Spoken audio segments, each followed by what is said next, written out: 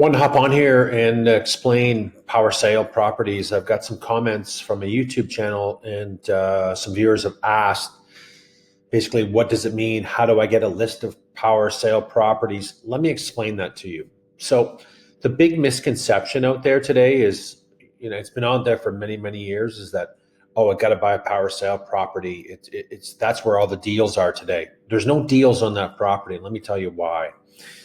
So when a lender takes it over, we know it's because the homeowner is in default of a mortgage, basically.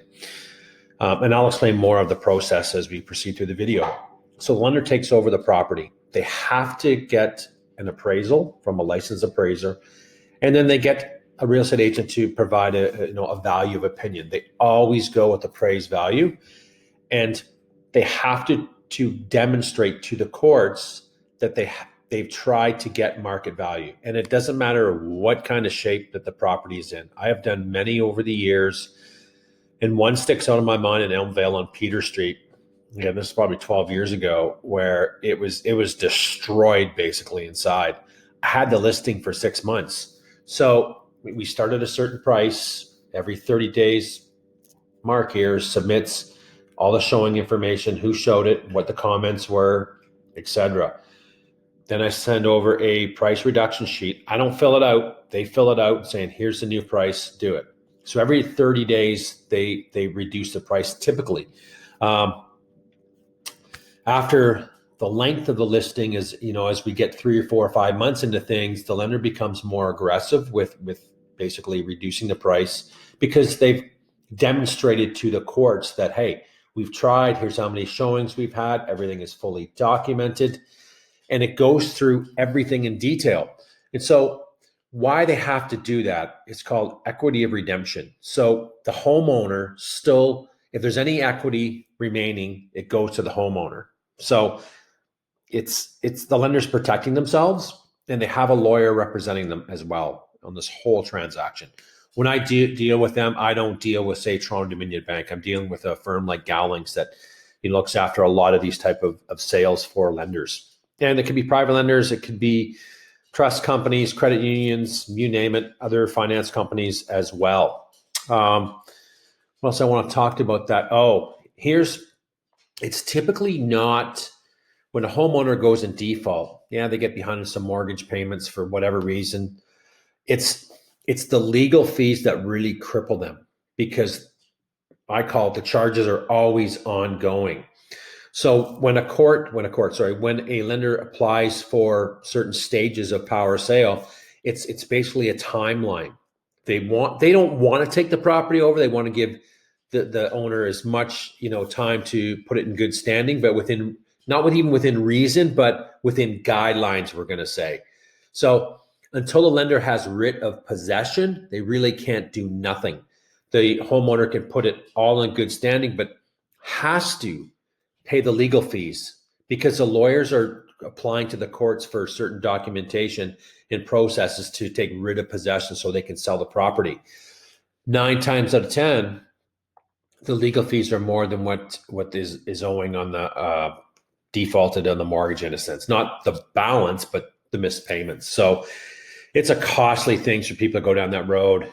And I used to do a lot of that business back in 2012 and 13, but as the lending restrictions got tighter and tighter, we've seen less and less and less of power sales over the years. Like, I hardly even see any, to be honest. And before doing the video, I went through like 200 listings. I couldn't find any, but I remember looking at this condo last week, and it was one. So I kind of want to go through that part of it as well. And I'll go through the history of it, but again, if there's any other questions in that process, I'm kind of going fast with it, and I'll cover off some more information too, because there were some other comments about the property taxes.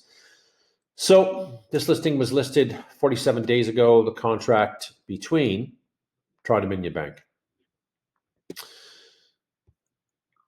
February 16th, last update was the 19th. Here's the price, $749. There was a reduction on the 19th. to $675. And this is a great condo building. I think the valuation is a little bit high, but it shows really good for a 1 bedroom. But I'll show the pictures. Like you can tell that someone has gone in there and spent some money on this unit. New kitchen, beautiful appliances, lighting, flooring. Like they spent money. And it looks like some way along this renovation that they started to deplete cash and couldn't pay the bill, basically. So this just didn't happen in 90 days. This probably took, 4 or 5 months before the lender took possession, had the right to sell the property for the homeowner, condo owner being in default. I mean, stunning updates on this unit. Like I was really impressed with it.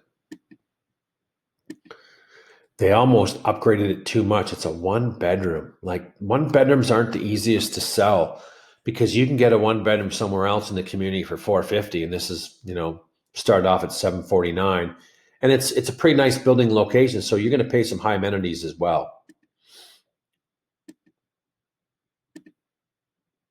Like anyway, you can kind of see, and this is normal. So let's talk about this freeze frame that there. The lender doesn't fix up anything. This is it. You're buying the property as is.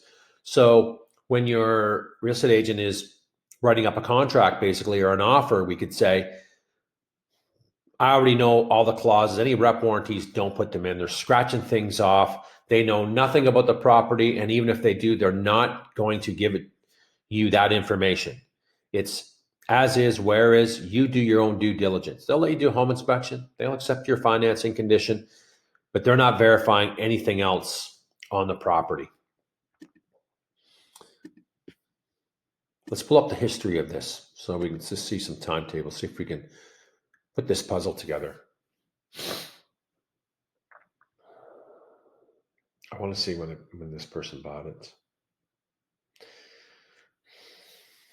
Well, we're going way back to 2014 is for $360, and then they tried selling it for $1.39,800 in 2020. This is a 1-bedroom. Like I just don't understand the pricing that I'm seeing even today on some listings. I'm going, where's this pricing coming from? So basically you can kind of see that this owner, again, he had at the time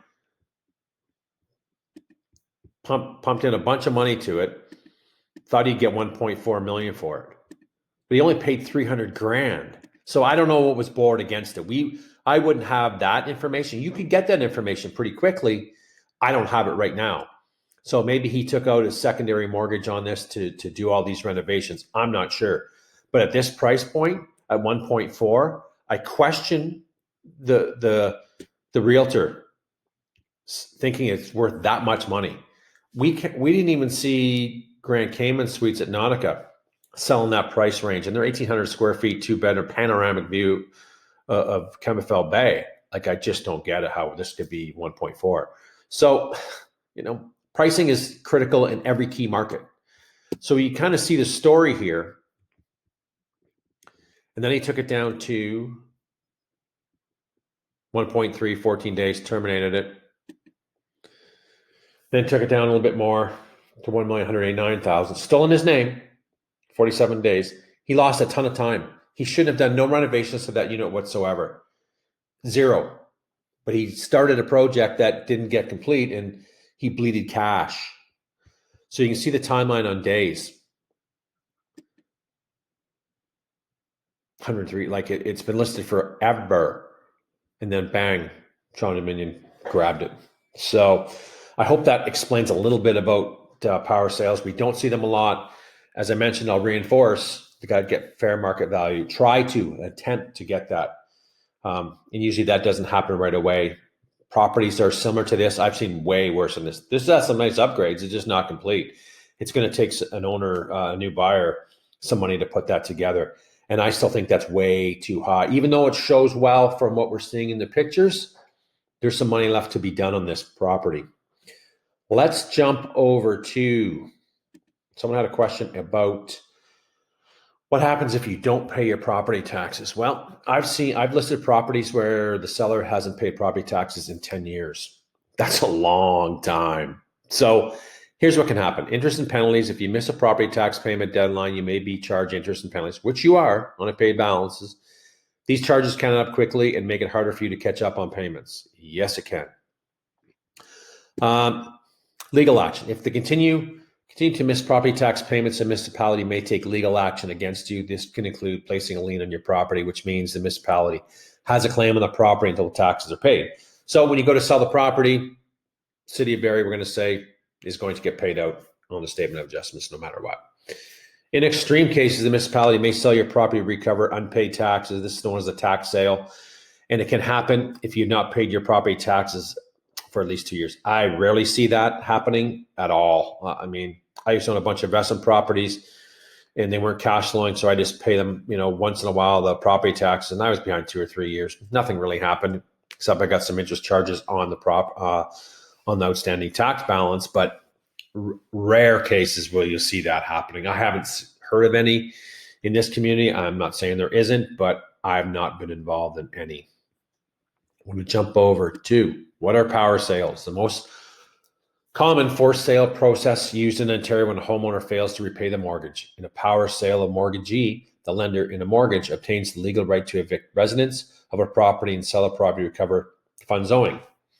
Again, a misconception of the general public thinks, great, that condo will be just viewed is priced at $675 and they owe 200 grand. So I think I can get it for 200 now. It doesn't happen that way. As I explained, the equity of redemption, that it has to go back in the outstanding, funds that are left from the sale.